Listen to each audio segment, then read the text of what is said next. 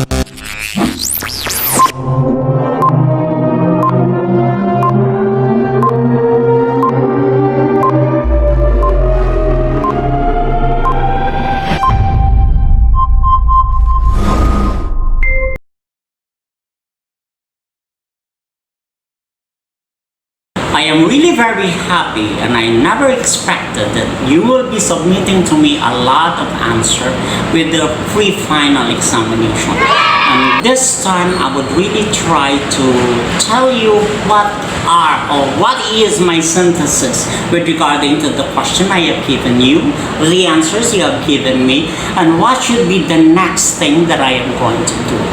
First and foremost, I was asking about what is anxiety and what is fear. And then I asked the question, what are your questions about this pandemic? And then you answered me.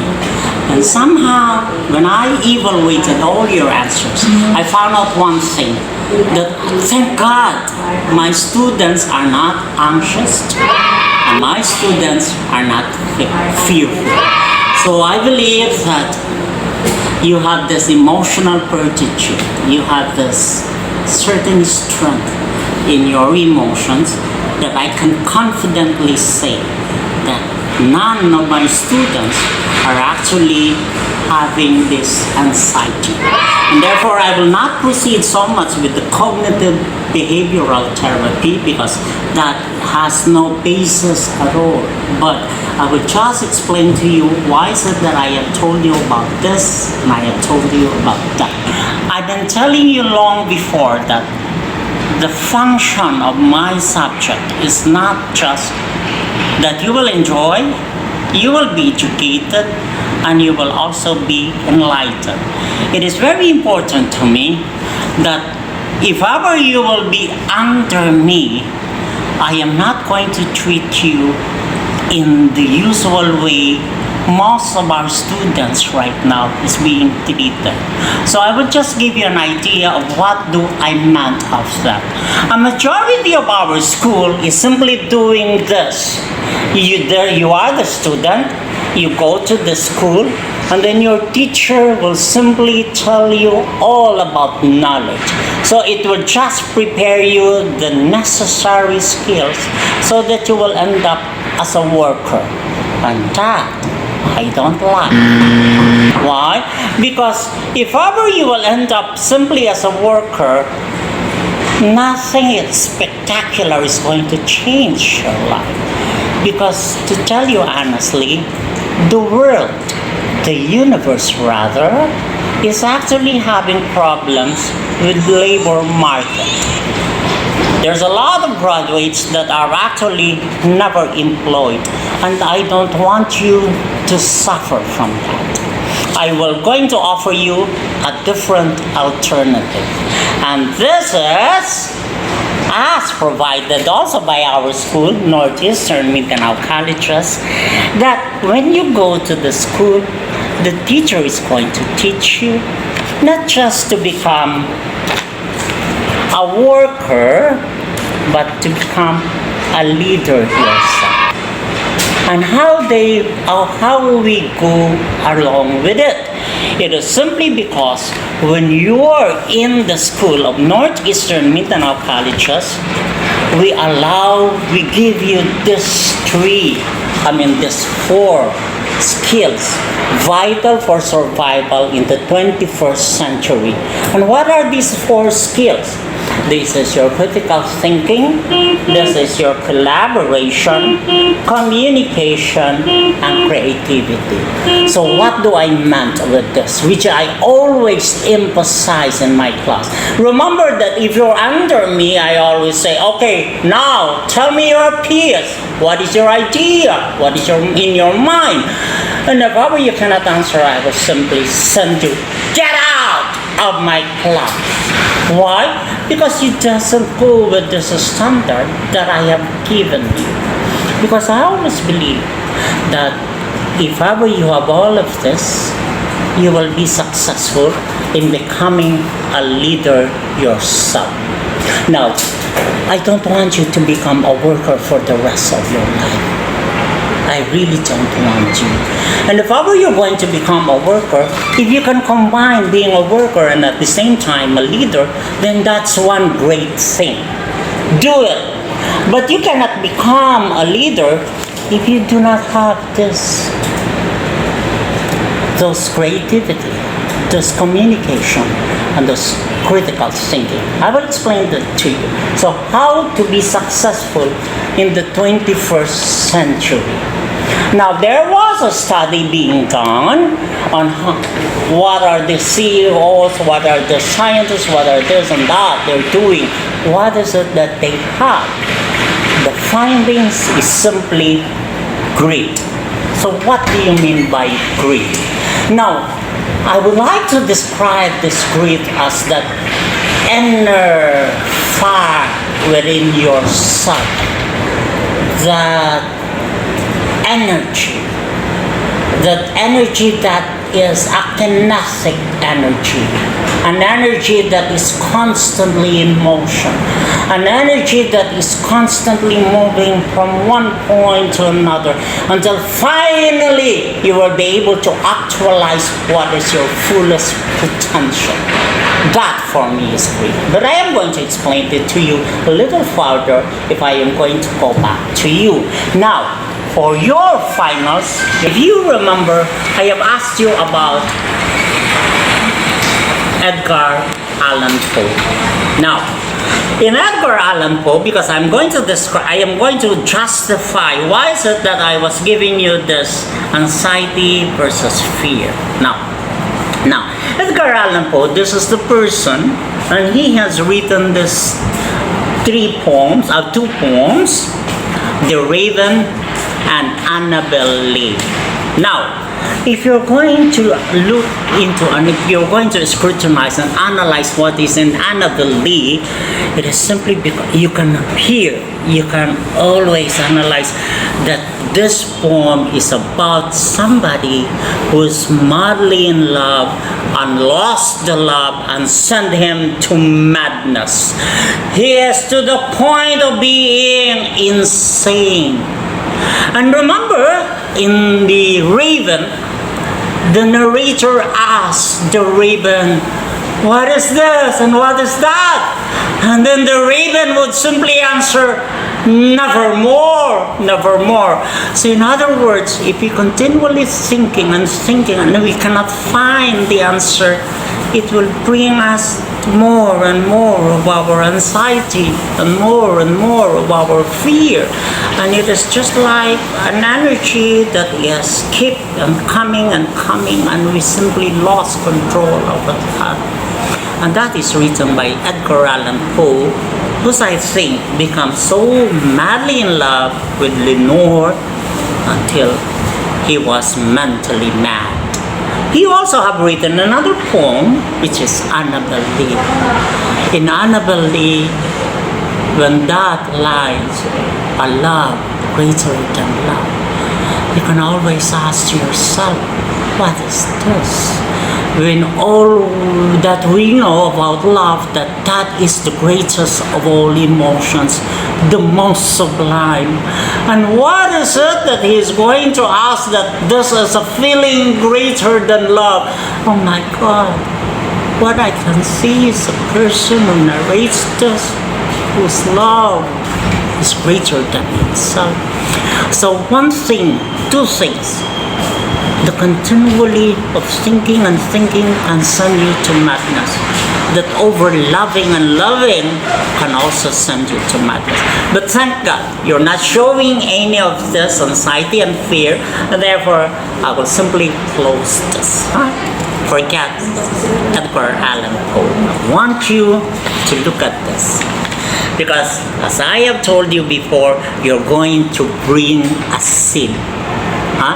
Liso, atong liso. And now, this will become your final examination. Okay, now, so what is this all about? Now, this is Vincent van Gogh, and then Van Gogh is the one who painted the Starry Night and those sunflowers. But I want you to watch very carefully with the sunflower. Now look at, now in this sunflower, you can see the several stages in the life of sunflower.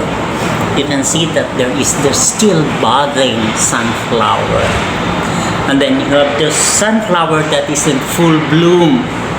And then another sunflower that is actually wilting. So in other words, this is somehow the stages of our life. The stages when you are that young, and then you become an adult, and then you become old. But I want you to look into the seeds here. The seed, because this becomes also a cycle in life. Because after the seed is fallen to the ground, it will grow and sprout again, and the same cycle of life will be celebrated again. So, now that you have your seeds in you, I want you to say something to that seed, but you have to submit it to me. That what I have learned from all of these experiences in my life, I am going to make a promise that I am going to become a better person. The best of what I would like to be.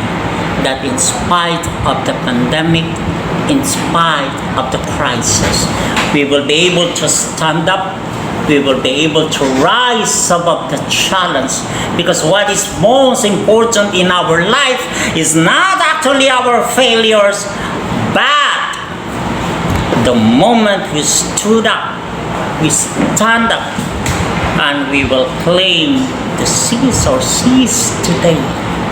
That, my God, it was all temporary. This pandemic is temporary. Every crisis in our life is just temporary. What is important is that you have that toughness, that strength within.